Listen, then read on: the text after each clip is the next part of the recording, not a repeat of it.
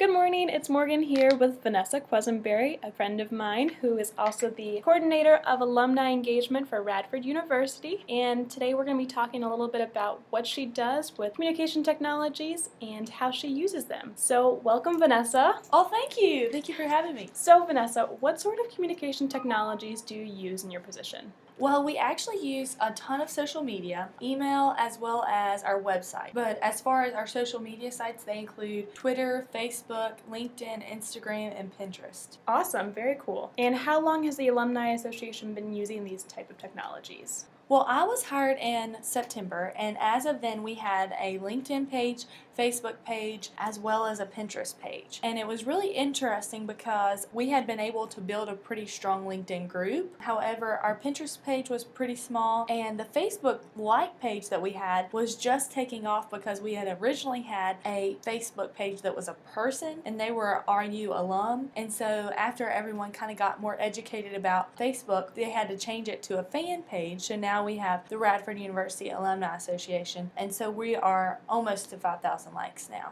Wow. But considering that we have probably 70,000 alum, it's hard to tell how many of those are on Facebook, but that's kind of a small population to have on Facebook. Wow, well, that's still a pretty good start considering you guys have been at this for maybe 9 months. Mm-hmm. So congratulations to you guys. Was this Thanks. difficult to get started? Well, as far as LinkedIn and Facebook, I think that they were probably more difficult to start, but then again, I wasn't here when they were started. But I did start Twitter and Instagram, and they were both it was very interesting trying to get those started. I read a lot of articles about ways to increase your followers, but so far what I found is with Twitter and Instagram, if you follow people, then they follow back. And so it might be difficult for us to find users that are also Radford alumni, because with these types of social media, there's not a place where people put if they're a Radford grad. They don't have to say that in their description. However, if they are posting about being a Radford alumni, so if they hashtag Radford University or hashtag alumni, then I just go ahead and follow them. So in the beginning, I did a lot of searches of RU alumni or Radford University and just started following people. And then, the more people you follow, the more people that follow back, as well as the more posts that you have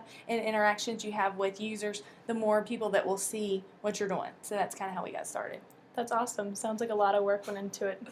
Yeah, and it's funny too, I'll say that I've noticed social media can suck you in as quickly as anything, because you can spend so much time on Twitter or Instagram just playing around.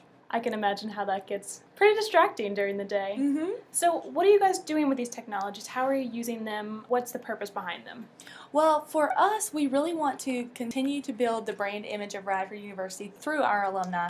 And so with Twitter, we use it as a way of a bragging point for when our RU alumni have a promotion in their job, or they get a new job, or their company gets an award. And so we tweet them, or we tweet about their company. And so that way we can kind of build that brand, as well as forwarding the messages of our athletic teams when they have a great win. And then another huge thing that we're using for Facebook, Twitter, LinkedIn is our events, because it's kind of difficult right now for us to get events out in the mail, information about these alumni events that are happening in Richmond, Virginia Beach, Northern Virginia. The quickest way to get people information is through social media. And sometimes a Facebook invite is the only information they get about it. But because there's a way to put the place, the time, and more details about the event, most people don't mind receiving it that way. And so that's what we basically have used Twitter and Facebook, LinkedIn even for, is just, being able to advertise those events and socials that come up. That's awesome. So you guys are really starting to try and move away from paper and trying to go more electronic. Yeah, just because to send someone a postcard is really expensive, and to put it on Facebook is free. So, it's a huge difference. Definitely. I can see where that would be an advantage. So how often are you guys using these technologies? I would say multiple times a day. So we normally have at least 3 Facebook posts, maybe more tweets. We try to do a Throwback Thursday, recognize the popular hashtags that are coming up. We also have created our own hashtag, which is hashtag RUalumni. So we're hoping that the more alumni that we get that recognize hashtag RUalumni as Radford, the more we can kind of brand it to Radford. That's awesome. So it's kind of a work in progress right now. Yeah, definitely. And so far, which one has been the most beneficial beneficial for you. Any social media is beneficial just because it gives you a little bit of insight about the person and allows you to connect with them. That's awesome. Well, Vanessa, I want to thank you so much for joining me today. I hope you guys continue to get a great following. Thank you so much, Morgan.